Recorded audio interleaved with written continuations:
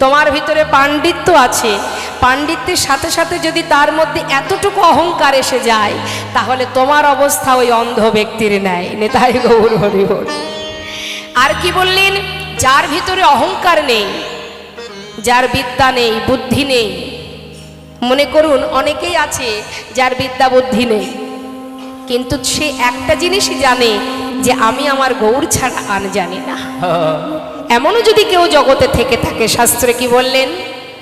যদি কোনো জীব গৌরচরণ সার করে দিন অতিবাহিত করতে পারে, সর্বস্ব তোমার চরণে সঁপে দিলাম, সুখে রাখলেও তুমি রাখবে, দুঃখে রাখলেও তুমি, আমি কাঁদবো না, তুমি কাঁদবে। এটা হলো কি? নির্ভরশীল হও। আমরা সংসারের প্রতি নির্ভরশীল হই, কিন্তু সেই নির্ভরশীল যদি আমরা গোবিন্দের চরণে হতে পারি, তাহলে আমার প্রতি আমার আর কোনো দায়িত্ব থাকবে না, সব দায়িত্ব তার। তার একটা প্রমাণ দিই মা, একটু মন দিয়ে শুনুন। এক ধোপা কাপড় কেচে রাস্তার উপরে শুকাতে দিয়েছে। সেই পথ দিয়ে একজন সাধু বাবা প্রভাতকালে তিনি জপের মালা হাতে নিয়ে মালা করতে করতে যাচ্ছে। পথে চলতে চলতে নাম করতে করতে হঠাৎ সেই পরিষ্কার কাপড়ে তার পা পড়ে গেছে। হরি বল। যেই না পা পড়েছে, সেই ধোপা প্রচণ্ড রেগে গেলেন। রেগে গিয়ে তার কাছে এসে তাকে যা খুশি বলতে শুরু করলেন, মুখে যা আসছে বলে দিচ্ছে। আর সেই সাধু, তার ধর্ম কি? বৈষ্ণবের ধর্ম দীনতা প্রকাশ। করজোড়ে বারবার বলছে, আমার ভুল হয়ে গেছে, আমি বুঝতে পারিনি, আমাকে আমার ক্ষমা করে দাও। কিন্তু সে কিছুতেই শুনছে না, বারবার তাকে বিরক্ত করছে, যেমন খুশি তেমন বলে যাচ্ছে, কিন্তু বারবার সে করজোড়ে তার কাছে ক্ষমা প্রার্থনা করছে। কিন্তু সেই ধোপা অল্পেতে খুশি হচ্ছে না মা। এদিকে কি হলো? বৈকুণ্ঠে নারায়ণ ভক্তকে রক্ষা করার জন্য সিংহাসন থেকে উঠেছে। মা লক্ষ্মী জিজ্ঞাসা করছে, যাচ্ছেন কোথায় প্রভু? আরে দেখছো না, আমার ভক্ত বারবার করজোড়ে তার কাছে ক্ষমা চাইছে, কিন্তু কিছুতেই শুনছে না। ও অবশেষে কি করেছে মা? লাঠি তুলেছে ধোপা। রাস্তা থেকে একটা লাঠি তুলে সাধুকে যেই না আঘাত করতে যাবে, ভগবান আর স্থির থাকতে পারলেন না। ভক্তকে রক্ষা করাই তো ভগবানের কাজ। তিনি ছুটতে ছুটতে আসছে, আর এদিকে হঠাৎ সেই সাধু বারবার আঘাত করছে। তো এত সময় পর্যন্ত ভগবানের প্রতি সে সর্বস্ব সঁপে দিয়ে নির্ভরশীল হয়ে হাত জোড় করে ক্ষমা চাইছিল, এত সময় তার উপরে নির্ভরশীল ছিল। যখন মারতে শুরু করলো, তখন আর নিজেকে স্থির রাখতে পারলেন না। কি করলো? সেও একটা লাঠি জোগাড় করলো। তখন ভগবান এসে গেছেন। যেই না লাঠি নিয়ে সেই ধোপাকে আঘাত করেছে, ভগবান আবার চলে গেলেন। নিতাই গৌর হরি। যখনই চলে গেলেন, সঙ্গে সঙ্গে মা লক্ষ্মী জিজ্ঞাসা করলেন, কি হলো প্রভু? ভক্তকে রক্ষা করতে গেলে এত তাড়াতাড়ি রক্ষা না করে কি হয়েছে? ভগবান বললেন, দেখো লক্ষ্মী, কেউ যদি আমার উপরে নির্ভরশীল হয়, তাকে রক্ষা করার দায়িত্ব আমার।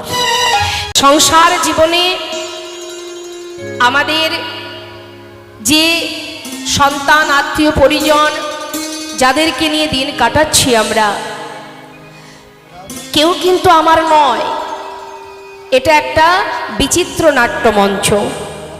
কাতব কান্তা কস্তে পুত্র সংসারয়ব অতীব বিচিত্র নলিনে জলগত তরলং তদ্বদতিশয় চপলা। কেউ কারো নয়। যেমন মনে করুন মা, আমরা যাত্রা দেখি না? যাত্রায় যারা অভিনয় করে, তারা কি সব এক বাড়ি থেকে আসে? বিভিন্ন জায়গা থেকে বিভিন্ন ধরনের মানুষ আসে। এসে তারা কি করে? ওই মঞ্চের উপর একটা পরিবার তৈরি করে নেয়। কেউ রাজা, কেউ দাসী, কেউ রানী, কেউ মাতা, পিতা, পুত্র, ইত্যাদি ইত্যাদি। তারা কত সময় অভিনয় করে? 3 ঘন্টা। যখন 3 ঘন্টা অভিনয় শেষ হয়ে যায়, যে যার আপন গন্তব্যস্থলে আবার ফিরে যায়। তখন আর কেউ কারোর মাতা পিতাও থাকে না, সন্তানও থাকে না। হরি বল। তা আমাদের সংসারটাও তাই, একটা বিচিত্র নাট্যমঞ্চ। অভিনয় করে চলেছি আমরা, মায়ার জীব তো। পরিবারকে একত্রিত করে নিয়ে সবাইকে নিয়ে দিন অতিবাহিত করছি। কিন্তু একবার বিচার করে দেখেছেন, যেদিন চলে যাব পরিবার তো যাবে না। সেদিন তো একাই যেতে হবে। হ্যাঁ, হরে কৃষ্ণ। আপনি কে, আমি কে, সেটা জানার জন্যই ভগবত কথা, কৃষ্ণ কথা শ্রবণ করতে হয়। তোমার বলতে কে আছে? জগতে যা কিছু আছে আমার নয়। এই গৃহ মাঝে যিনি চলে গেছেন, আমরা কি তার সঙ্গে গেছি? হরি বল। কিন্তু যত সময় তিনি ছিলেন তত সময় আমার ছিলেন, চলে যাওয়ার সময় তো আমরা কেউ সাথে গেলাম না।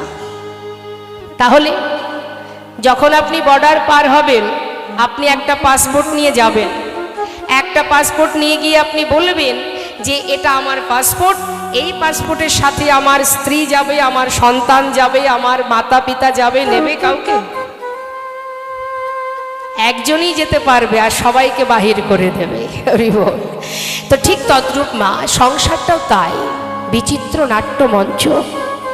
যার যখন অভিনয় শেষ হবে তখন তাকে চলে যেতে হবে। 84 লক্ষ জনী ভ্রমণ করে সাধের কৃষ্ণ ভজনের মানব জনম পেয়ে যদি তুমি কৃষ্ণ ভজন করতে পারো, তাহলে তোমার মনুষ্যকুলে জনম পাওয়া ধন্য হবে। আর কিছুই তোমার সাথে হবে না, সঙ্গের সাথী হবে না। শেষের দিনের সম্বল মধুমাখা হরে না। তাই বৈষ্ণব মহাজন বললেন, ওরে এ জগতে আগে ভাবো তুম কাহা সে আয়ে হো আর যাওগি কাহা। রাম ভক্ত তুলসীদাস কলম দিচ্ছেন। আপনার সন্তান যদি বিদেশে চাকরিতে যায়, কেউ যদি জিজ্ঞাসা করে যে তোমার বাড়ি কোথায়, সে কি বলবে? আমার বাড়ি কোথায়? ভারতে বা অমুক জায়গায় অমুক ঠিকানা। সে কি নিজের ঠিকানা ভুলে যাবে? আমরা ভুলে গেছি, আমরা আমাদের ঠিকানাটা ভুলে গেছি। এটা যেমন আমাদের একটা পরিবার। আবার যদি তুমি চলে যাও গোলকধামে, যেখান থেকে আমাদের আসা, সেখানেও একটা পরিবার আছে আমাদের, যে পরিবারের নাম হলো কৃষ্ণ পরিবার। নিতাই গৌর হরি বল। সেই পরিবারেরই মানুষ আমরা, তারই সন্তান আমরা। এসেছি দুদিনের জন্য কৃষ্ণ ভজন করব বলে। কেন? 84 লক্ষ জনী ভ্রমণ করেছি, পশুকুলেও জন্ম পেয়েছি, বৃক্ষকুলে জন্ম পেয়েছি, কীটকুলে জন্ম পেয়েছি, কত কি হয়েছি আমরা। কিন্তু যে যে কুলগুলো বললাম, পাখিকুল, পশুকুল, কীটকুল, বৃক্ষকুল, বলুন দেখি মা, এইসব কুলে জন্ম যখন পেয়েছিলাম, এমনভাবে মনুষ্যকুলে জন্ম পেয়ে যেভাবে ভগবানের সেবা করা যায়, সেভাবে কি করা সম্ভব হয়েছে? তাই তো শ্রেষ্ঠ জনম মানব জনম, যে জনম পেলে কৃষ্ণ নাম করা যায়, ভক্ত সঙ্গ করা যায়, দুহাত দিয়ে তার সেবা করা যায়, তাকে ভালোবাসা যায়। পেয়েছো সাধের মানব দেহ, দেখার মতো নয়নে দিয়েছে, সেবা দেওয়ার মতো হাত দিয়েছে, বলবার মতো শক্তি দিয়েছে, শ্রবণ দিয়েছে, হৃদয় দিয়েছে ধরে রাখার জন্য। কিন্তু আমরা যদি সেই সুন্দর উপযুক্ত সুযোগটুকু যদি হেলায় নষ্ট করি, তাহলে কি হবে? মানব দেহ পাওয়াটাই বৃথা হবে। তাই তো শাস্ত্রে বৈষ্ণব মহাজন বললেন, ওরে সময় করিয়া পথে ধরিয়া যে বা চলে দ্রুত গতি, সময়ের শেষে অনায়াসে সেজন চলে যায় আপন বাসতে। সময় থাকতে চিনতে শেখো, তুমি কে? তুমি স্বয়ং, তুমি পূর্ণ, তুমি চৈতন্য, তুমি চেতনা। জগতে যা কিছু আছে, আমাদের এই যে দেহটা, এই দেহকে চালনা করে কে? আমাদের 10 ইন্দ্রিয় ষড়রিপু, একে চালনা করছে কে? মন। আর মনকে কে চালিত করে? আমি, স্বয়ং আমি। আমার মনকে আমি যেখানে নিয়ে যাব, মন সেখানে যাবে। আমি অর্থাৎ সূক্ষ্ম আত্মা, যেটা এলেও দেখা যায় না, যেটা চলে গেলেও দেখা যায় না। সেই সাক্ষাৎ হলো তুমি। তুমি যেটাকে ভাববে, তোমার সমস্ত ইন্দ্রিয় সেই দিকেই যাবে। নিতাই গৌর হরি বল, হরি বল। তাই সঠিক পথে যেতে হবে, সর্বদাই সৎ চিন্তা করতে হবে, সর্বদাই সকলের মঙ্গল কামনা করো, তাতে কি হবে? তোমার মঙ্গল হবে। আহা, শাস্ত্রে বললেন, তুলবি যদি ছানা মাখন সকাল সকাল তোলে, শিশুকালে কৃষ্ণ ভজন, বৃদ্ধতে ভজনেতে বাধাই গণ্ডগোল। চলে গেলে আর পাবে না সময়। এই তো সময়, আপন আপন গুরুচরণ আশ্রয় করো, গুরুচরণ আশ্রয় করো। বৈষ্ণব কৃপা তো সকলের ভাগ্যে হয় না, গুরু কৃপা সকলের ভাগ্যে হয় না। আশ্রয় করিয়া ভাজে তারে কৃষ্ণ নাহিতে যে আর সমরে আগন। আশ্রয়টা ঠিকঠাক করতে হবে মা, কারণ গুরু কি করেন? শাস্ত্রে বললেন, ব্রহ্মাণ্ড ভ্রমিতে ভ্রমিতে যদি কোনো ভাগ্যবান জীব গুরু কৃষ্ণের প্রসাদে পায় ভক্তিলতা বীজ, গুরুদেব কি করেন? মালি হয়ে সেই বীজ করে অর্পণ, শ্রবণ কীর্তন জল করায় সিঞ্চন। ক্রমে ক্রমে বাড়ি লতা ব্রহ্মাণ্ড ভেদি যায়, বিরজা ব্রহ্মাণ্ড বেদি পরম ব্রহ্ম পায়। তদুপরে যাই লতা গোলক বৃন্দাবন, শ্রীকৃষ্ণ চরণ কল্প বৃক্ষে করে আরোহণ। সময় গেলে আর পাবে না, যা করতে হবে সময় থাকতে। আমরা জানি না আমার হাতে কতটুকু সময় আছে, এখন আছি, একটু পরে নাও থাকতে পারি। তাই আগে ভাবো কি তোমার করণীয় আর তুমি কি করছো। সংসারের প্রতি কর্ম করো, তোমার দায়িত্ব পালন করো, সবই করো, কিন্তু মনটা দিয়ে দেও গোবিন্দ চরণে। যেমন তার প্রমাণ প্রেমময়ী রাধারানী, তিনি জটিলা কুটিলার ঘরের রন্ধনও করেছেন, কর্মও করেছেন, আবার মনটা কোথায় থাকতো? নিতাই গৌর হরিবোল হরিবোল। সর্বদাই তার মন ছিল গোবিন্দের কাছে। অর্থাৎ তুমিও তোমার কর্ম করো, অর্থ উপার্জন করো, ছেলে মেয়ের ভবিষ্যৎ করো, কিন্তু তোমার নিজস্ব একটা কাজ আছে, সেটা হলো কৃষ্ণ ভজন। নিতাই গৌর হরিবোল হরিবোল। আমরা দেখবেন 5 জন রমণী এক জায়গায় হলে কৃষ্ণ কথা হয় কি? কার ঘরে কি চলে গেল, কার ঘরে কি উন্নতি হলো, আমার কি হলো না, এই তো আলোচনা। কার বৌমা কি কাজ ভালো করে আর কার বৌমা করে না, এই তো আমাদের চিন্তা ভাবনা। তাই তো বললেন, দিবস রজনী আবল তাবল পাঁচালো পড়িতে পারো, সদা সর্বদাই আবল তাবল কথা বলতে পারো, কিন্তু তার ভিতরে একবারও গোবিন্দ বলিতে না, এটা আমরা বলতে পারি না। আসতে তো সবাইকে হবে মা, আজ না হোক কাল।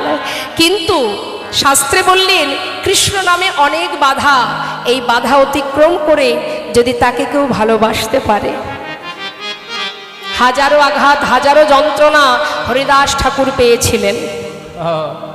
কত চাবুকের আঘাত, সর্ব অঙ্গ থেকে রুধির ঝরছে, তবুও মুখ থেকে কৃষ্ণ নাম তার বন্ধ হলো না। হরি বল। যখন কৃষ্ণ নাম মুখে গাইতে শুরু করলো, সেই সমস্ত আঘাত সকল কষ্ট লাগলো গিয়ে আমার গৌর হরির অঙ্গে। তাই গৌর হরি। তাই নির্ভরশীল হতে হবে, ভরসা করতে হবে, বিশ্বাস করতে হবে, না হলে পাবে না তুমি। বিশ্বাস করো। তার একটা প্রমাণ দিই মা। গঙ্গা স্নানের যোগ আসে না বছরে একবার, দেখবেন সবাই যায় গঙ্গা স্নান করতে। একটু মন দিয়ে শুনবেন। এই কীর্তন শুনতে হয় এই জন্য, আমাদের অচৈতন্য দেহের একটু চৈতন্যের জন্য। তা যখন কিনা গঙ্গা স্নানের যোগ আসে, সবাই দেখবেন দূর দূরান্ত থেকে, বিদেশ থেকে পর্যন্ত গাড়ি রিজার্ভ করে আসে গঙ্গায় স্নান করতে। কেন? সারা জীবন কত পাপ করেছি বাবা, একটা ডুব দিলে সব পাপ দূর হয়ে যাবে। এখন হয়েছে কি, ভোলানাথকে মা পার্বতী বলছে, স্বামী তুমি যে পতিত পাবনী সুরধনী গঙ্গাকে ধরায় পাঠিয়ে দিলে, এই গঙ্গায় যে স্নান করবে তার সমস্ত পাপ দূর হয়ে যাবে, পুণ্য অর্জন করবে, সবাই তো তাহলে স্বর্গে যাবে। ভোলানাথ বলছে, পার্বতী যদি মনে করো স্নান করলে পাপ দূর হবে তাহলে ভুল। সে কি কথা, স্নান করলে তো পাপ দূর হয়, এটা আমরা সবাই জানি, বলি না মা? হ্যাঁ, কোনো যদি একটা কর্ম করি, মনে মনে বলি বাবা একটা গঙ্গায় ডুব দিয়ে আসবো, এবার শান্তিতে বাঁচতে চাই, কত পাপ করেছি, এবার গঙ্গা স্নান এলে একটা ডুব দিয়ে আসবো, অনেকে ভাবে। তা এখন ভোলানাথ বলছে, তাহলে চলো পার্বতী তোমাকে পরীক্ষা করে দেখায় যে গঙ্গায় স্নান করলে যে পাপ দূর হবে কি হবে না তার প্রমাণ। কি করলেন? সারা গায়ে কুষ্ঠ ধারণ করে ভোলানাথ মা পার্বতীর কোলে শুয়ে আছে, আর গঙ্গার ঘাটে গিয়ে বলছে, শোনো পার্বতী তুমি বসে বসে কাঁদবে, আর যে আসবে তাকে বলবে আমার সৎকারটা করার জন্য। এখন গঙ্গা স্নানের যোগ যেদিন এসেছে মা, সকাল থেকে দেখবেন কত মানুষ আসতে শুরু করেছে, স্নান করছে, যাকে পাচ্ছে তাকেই মা ডাকছে, এই যে বাবা এদিকে এসো, বলুন কি বলবেন।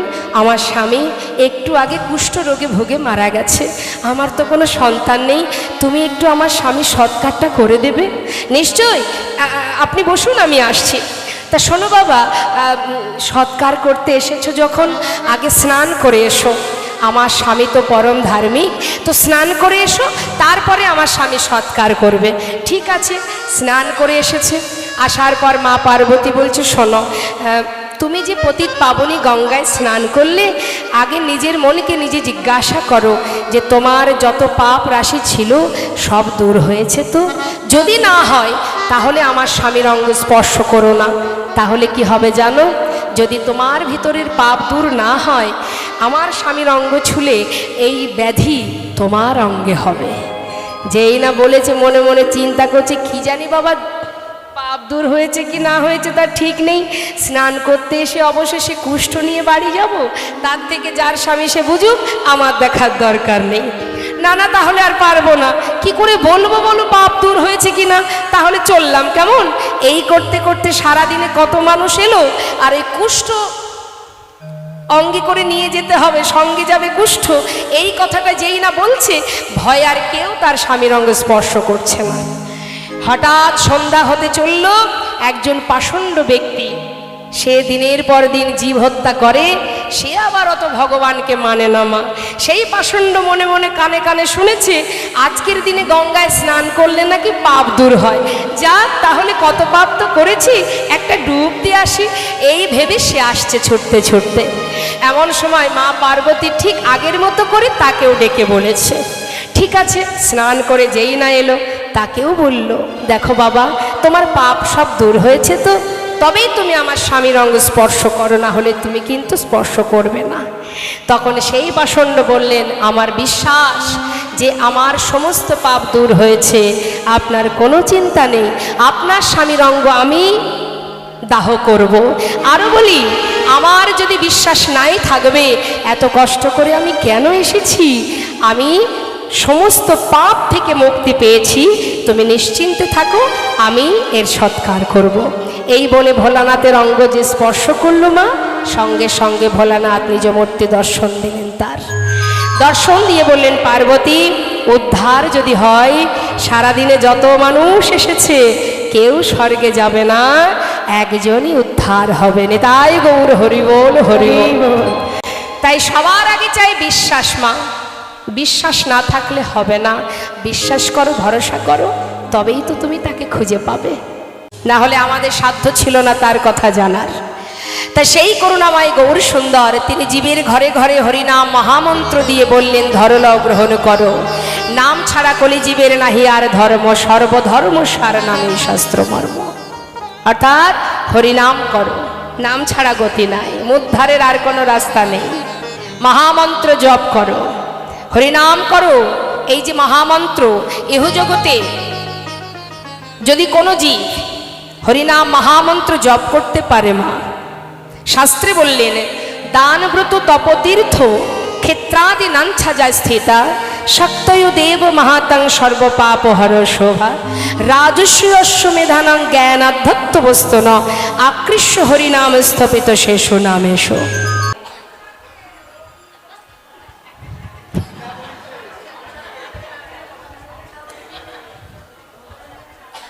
একদম ঠিক। যারা প্রকৃত গোবিন্দকে ভালোবাসে তারা কিন্তু সংসার তাদেরকে বেঁধে রাখতে পারেনি। যেমন সরগোস্বামী, জয়রূপ সনাতন ভট্ট রঘুনাথ, শ্রীজীব গোপাল ভট্ট দাস রঘুনাথ, তারা কিন্তু আমার আপনার মতো কাঙাল ছিল না মা, মস্ত বড় বড় জমিদার ছিল, হ্যাঁ মন্ত্রী ছিল। তা তারা চলে গেল সংসার ছেড়ে, সুখ স্বাচ্ছন্দ্য ছেড়ে। মুর্শিদাবাদ জেলার মস্ত বড় জমিদার যিনি লালা বাবু, এত সুখ, এত স্বাচ্ছন্দ্য, এত আনন্দ, এত কিছু থাকতেও একটা ছিন্ন বসন পরিধান করে সারা গায়ে কৃষ্ণ নাম লিখে তিনি সব ত্যাগ করে চলে গেলেন গোবিন্দ চরণে। পারেনি তো তাদেরকে ধরে রাখতে। আর এখনো আমরা সংসার ভালোবাসি বলেই আমরা কিন্তু প্রকৃত গোবিন্দর ভক্ত হতে পারিনি। আর সংসার ভালোবাসি বলেই ত্রিতাপ জ্বালা আমাদের ভোগ করতে হয়। ত্রিতাপ জ্বালা আধ্যাত্মিক জ্বালা, আদি দৈবিক জ্বালা, আদি ভৌতিক জ্বালা। আধ্যাত্মিক জ্বালা কেমন? সেটা হচ্ছে আমাদের দেহের জ্বালা, রোগ ব্যাধি নানাবিধ রোগে আক্রান্ত শরীর, এটা হলো আধ্যাত্মিক জ্বালা। রোগ কিন্তু আপনাকে ছাড়বে না যতদিন আপনি আছেন এই পৃথিবীতে। এই যে ত্রিতাপ জ্বালার মধ্যে একটা জ্বালা আধ্যাত্মিক জ্বালা, দেহের জ্বালা। মনে করুন 16 আনার মধ্যে আপনি 99 ভাগ ভালো আছেন, 1 ভাগ খারাপ। হঠাৎ মনে করুন দাঁতে যন্ত্রণা হচ্ছে, কি হবে? মনটা কোথায় থাকবে? সারা শরীর ভালো, কোথায় দাঁতে একটু যন্ত্রণা সেইখানে সব পড়ে থাকবে। হ্যাঁ, তা এই জ্বালা আপনাকে পেতে হবে মা। আর একটা কি আদিদৈবিক জ্বালা, সেটা হচ্ছে প্রকৃতি থেকে পাওয়া। এই যে এখন দেখছেন তো কোনো দিকে বন্যা হচ্ছে, কখনো ঝড় আসছে, কখনো করোনা হচ্ছে, ইত্যাদি ইত্যাদি। এই প্রকৃতি থেকে যে জ্বালা, এ থেকে আমাদের মুক্তির রাস্তা নেই, এগুলো পেতে হবে। আর আদি ভৌতিক জ্বালা, যেটা হচ্ছে অন্যের কাছ থেকে পাওয়া জ্বালা। আপনি সুখে আছেন কিন্তু অন্যের কাছ থেকে জ্বালা আপনাকে পেতেই হবে। আপনি চান না, কারোর কিছু আপনি দেখতে চান না, না চাইলে কি হবে? কোথা থেকে অন্যের জ্বালা আপনার ঘাড়ে আসবে আপনি নিজেও জানেন না। তা এই যে পারিপার্শ্বিক জ্বালা, অন্যের কাছ থেকে পাওয়া জ্বালা, এটাকে বলা হয় আদি ভৌতিক জ্বালা। এই ত্রিতাপ জ্বালায় আমাদের ভোগ করতে হবে যতদিন কিনা সংসারে আমরা ডুবে থাকবো। নিতাই গৌর হরিবোল হরিবোল। তাই একমাত্র সেই সর্বস্ব পরিত্যাগ করে যেতে পারে যে জন কৃষ্ণ ধনে ধনী, কৃষ্ণ সুখী সুখী। জেনে রাখবেন একটা কথা, জীবনে যদি কিছু পান সেটা ভগবানের ইচ্ছা, তাই আপনি পেয়েছেন। আর হাজার চেষ্টা করেও যদি কিছু আপনি না পান, জানবেন সেটা তার ইচ্ছা, আপনাকে সে দেবে না। তাতে আপনার কল্যাণ হবে না, আপনার ভালো হবে না, আপনার পক্ষে সেটা ভালো নয়। তাই হাজার চেষ্টা করলেও আপনি পাচ্ছেন না। হ্যাঁ, তাই এই দুটো কথা মাথায় রাখবেন, যা পেয়েছি তার কৃপায়, আর যেটা পাচ্ছি না সেটা তার ইচ্ছা, তাই আমি পাচ্ছি না। হরি বল। আজ দেখুন করুণাময় আমার গৌর সুন্দর, তিনি বদনে কৃষ্ণ নাম গাইতে গাইতে যাচ্ছেন। যেতে যেতে কি হলো মা? কাটোয়া হয়ে যখন বৃন্দাবনের দিকে যাচ্ছেন, মাঝখানে এলো কোথায়? বীরভূম ডিস্ট্রিক্ট। হরি বল। এই রাঢ়ীয় দেশে পৌঁছালেন আমার গৌর হরি। রাঢ় দেশে গিয়ে কোথা থেকেও একটু হরি নাম কৃষ্ণ নাম শুনতে পাচ্ছে না। তাই গৌর হরি মনে মনে ভাবছে, এখানে কি এমন কেউ নেই যার মুখে একটু কৃষ্ণ নাম শোনা যায়? প্রভু আমার মনে মনে ভাবছে। আর রাঢ় দেশের মাটিটা কেমন জানেন কি? বীরভূম ডিস্ট্রিক্ট রাঢ়ীয় দেশ, সেখানকার মাটিগুলি কেমন? শুধু কি লাল? কঠিন কাকর বালি। হ্যাঁ, আর ওই কঠিন কাকর বালিতে আমার গৌর হরি গড়াগড়ি দিচ্ছেন। কেন? এই বীরভূম জেলায়, এই রাঢ়ীয় দেশে, সেখানে কোথাও একটু কৃষ্ণ নাম শুনতে পাচ্ছেন না তিনি। তাই যাতে সেখানে ভক্তির সৃষ্টি হয়, তাই তিনি ধোলায় গড়াগড়ি দিয়ে কাঁদছেন। আর তার চোখের জল পড়ছে ওই রাঢ় দেশের মাটিতে। হরিবোল হরিবোল। আর যেই না তার চোখের জল মাটিতে পড়ছে, সেই চোখের জলে ওই বীরভূমের মাটিতে জন্ম হলো ভক্তি রানী। নিতাই গৌর হরিবোল। এবার ভক্তি রানী থাকবে কোথায়? থাকার জায়গা কোথায়? ভক্তি তো যেখানে সেখানে থাকতে পারবে না। যেখানে হিংসা আছে সেখানে ভক্তি থাকবে না, জেনে রাখুন। কারোর মধ্যে যদি হিংসা থাকে, এখানে আমরা যতজন আছি বুকে হাত দিয়ে বলুন কার মধ্যে হিংসা নেই? হিংসা থাকলে সেখানে ভক্তি থাকে না। যত সময় হিংসা তোমার এখানে আসন গেড়ে বসে আছে, সেই আসনে ভক্তি বসবে কি করে? হিংসাকে দূর করো, তবে সেই আসনে ভক্তি বিরাজ করবে। নিতাই গৌর হরিবোল। তাই এবার কি হয়েছে? ধুলায় গড়াগড়ি দিচ্ছে, আর সেই ভক্তি রানীর জন্ম হলো। থাকবে কোথায়? ওই রাঢ় দেশের মাটিতে। ছোট ছোট শিশুরা তারা বনে এসে, মাঠে এসে গাভীগণকে ছেড়ে দিয়ে খেলা করছে। এই যে ছোট ছোট শিশু বীরভূম জেলায়, এটা আজকের সেই দিনের ঘটনা নয়, আজও দেখা যায়। হ্যাঁ, মাঠে গরু বাছুর ছেড়ে দিয়ে তারা সবাই গরু বাছুরকে পাহারা দেয়। তা ওই ছোট্ট ছোট্ট শিশুরা তারা ওই বনের মাঠের মধ্যে খেলা করছে। কি খেলা করছে? এবার ভক্তিরানী কোথায় এলো না ওই শিশুদের হৃদয়ে, নিতাই গৌর হরি বল।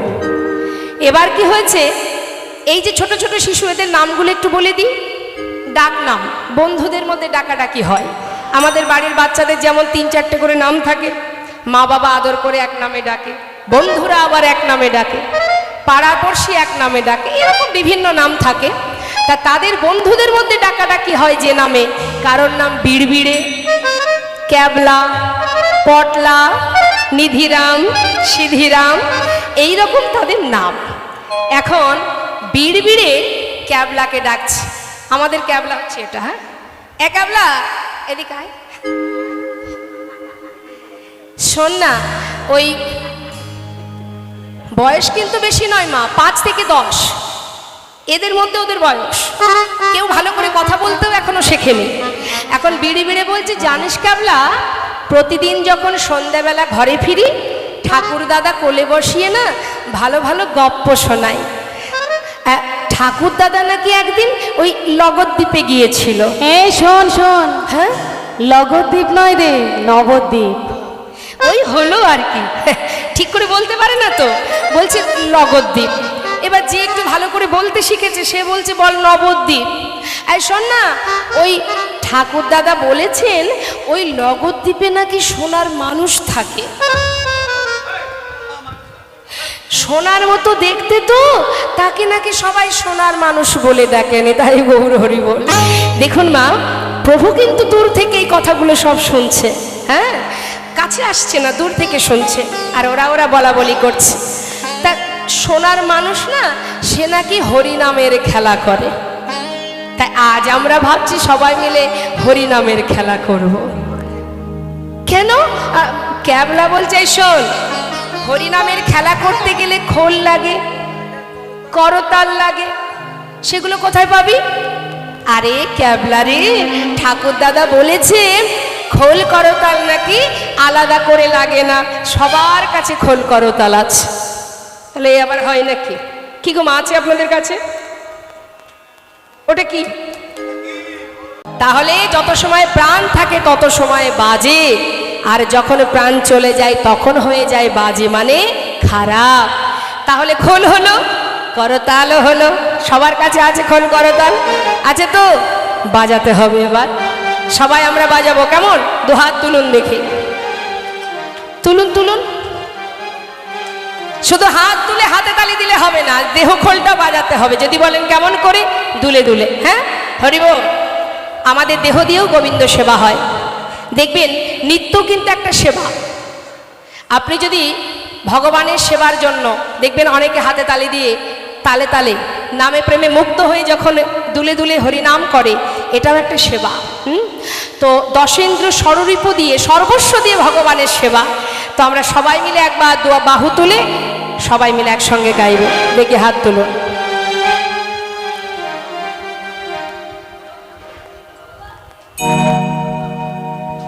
প্রত্যেকে তুলুন। কার কার হাত আছে দেখি? ভগবান যদি হাত দিয়ে থাকে অবশ্যই তুলবেন। জগতে হাত সেটাই, যে হাতে ভগবানের সেবা হয়, সমাজের কল্যাণে লাগে, জীবের কল্যাণে লাগে। সে হাত হাত নয়, যে হাত দিয়ে মা বাবাকে ঘর থেকে পথে নামিয়ে দেওয়া হয়, যে হাত দিয়ে চুরি করা হয়, ডাকাতি করা হয়, খুন করা হয়, সে হাত হাত নয়। হাত তো সেটাই, যে হাত ভগবানের সেবায় লাগে, জীবের সেবায় লাগে। তাই গৌর হরিবল হরিবল। তাই 2 হাত তুলে সবাই মিলে একবার আমরা গাইব, মধুমাখা হরিনাম জপ করব। 2 হাত তুলে আমি গাইব, আমার শেষ হলে আপনারা গাইবেন। আমি জানি আপনাদের কণ্ঠ খুব সুন্দর, তাই আশা রাখছি আপনারা উচ্চস্বরে স্বতঃস্ফূর্তভাবে, জড়তা রাখবেন না হরিনামে, কেমন? সবাই একসঙ্গে গাইবেন। বেশ। হরে কৃষ্ণ হরে কৃষ্ণ কৃষ্ণ কৃষ্ণ হরে হরে, হরে রাম হরে রাম, রাম রাম হরে হরে, হরে কৃষ্ণ হরে হরে বল হরে বল। কৃষ্ণ কৃষ্ণ হরে হরে, হরে রাম রাম রাম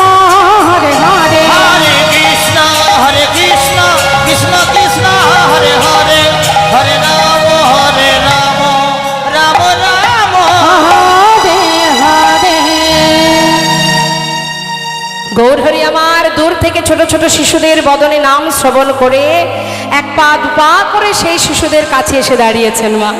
দাঁড়িয়ে তাদের সুন্দর বদনখানি নিজের দুটি হাত দিয়ে চেপে ধরে বলছে, বালক, এত সুন্দর নাম তোরা কোথায় পেলি বাবা? কোথায় পেলি এত সুন্দর নাম? এখন মনে করুন মা, বীরভূম ডিস্ট্রিক্টের ওই ছোট ছোট শিশু, তারা তো গৌরহরিকে কখনো দেখেনি।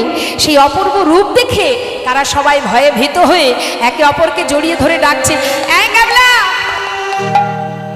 ক্যাবলা রে, এই দেখ আমাদের এই নাম শুনে না কোথা থেকে এই আগুন জ্বলা মানুষটি আমাদের কাছে এসে দাঁড়িয়েছে। আমার খুব ভয় করছে রে, এমন মানুষ আগে কখনো দেখিনি। সারা শরীর থেকে যেন মনে হচ্ছে আগুন বাহির হচ্ছে। কে এই মানুষটি, ভালো কি মন্দ কে জানে। এমন সময় আর একজন বলছে, দেখছিস না মুখে হাত দিয়ে আদর করছে, হ্যাঁ চুম্বন করছে, ভালোই হবে। প্রভু বলছে, বালক, এত সুন্দর নাম আরেকটি বার, আরেকবার বল, আরেকবার করে। প্রভু আমার মাঝখানে বসে আছে আর ছোট ছোট বালকরা ঘুরে ঘুরে হরি নাম করছে। আর এদিকে হয়েছে কি মা, পিছনে কে আসছে? নিমাইকে ধরার জন্য কে আসছে? নিত্যানন্দ প্রভু। তিনি আবার দূর থেকে দেখছেন নিমাই হরি নামের মধ্যে বাধা পড়ে গেছে। হরি হরি। চিন্তা করছে যেখানে নিমাই বাধা পড়েছে ওখান থেকে কোথাও যাওয়ার ক্ষমতা ওর নেই, কারণ ও তো হরিনামের পাগল। আর এই যে ছোট ছোট শিশুরা নিমাইকে বেঁধে ফেলেছে, ওদেরকে দিয়েই আমি আমার কার্য সিদ্ধি করব। তিনি আর কি করলেন, সামনে গেলেন না, গাছের আড়ালে দাঁড়িয়ে রইলেন। চুরি করে তাকিয়ে আছে ছোট ছোট শিশুদের দিকে, আর চোখে তাকিয়ে আছে, একবার যদি ওরা আমার দিকে তাকায় ওদেরকে আমার কাছে ডেকে নিয়ে আমি আমার কার্য সম্পন্ন করব। এখন নিত্যানন্দ প্রভু গাছের আড়াল থেকে উঁকি দিচ্ছে, আর এদিকে গৌরহরিকে নিয়ে ছোট ছোট শিশুরা সবাই হরি নামে ডুবে আছে। বলুন দেখি মা, ভগবানকে পেতে গেলে কি প্রয়োজন হয়, কি লাগে? ছোট ছোট শিশুরা কি দিয়ে বাঁধলেন ভগবানকে? টাকা পয়সা দিয়ে পাওয়া যাবে তাকে? পাণ্ডিত্য দিয়ে পাওয়া যাবে? শুধুমাত্র আজ দেখুন মা, ছোট ছোট শিশুরা তাদের ভক্তি ভালোবাসা দিয়ে গৌরহরিকে বেঁধে ফেললেন। এদিকে নিতাই চাঁদ তিনি দূরে দাঁড়িয়ে দাঁড়িয়ে চিন্তা করছে, কতক্ষণে শিশুরা আমার দিকে তাকাবে। এখন ছোট ছোট বালকরা প্রভুকে ঘুরে ঘুরে ঘিরে ঘিরে হরিনাম গাইতে গাইতে হঠাৎ নিত্যানন্দ প্রভুর চোখ পড়ে গেছে। যেই চোখে চোখে চোখ পড়েছে, নিতাই চাঁদ ইশারা করে তাদেরকে ডাকছে,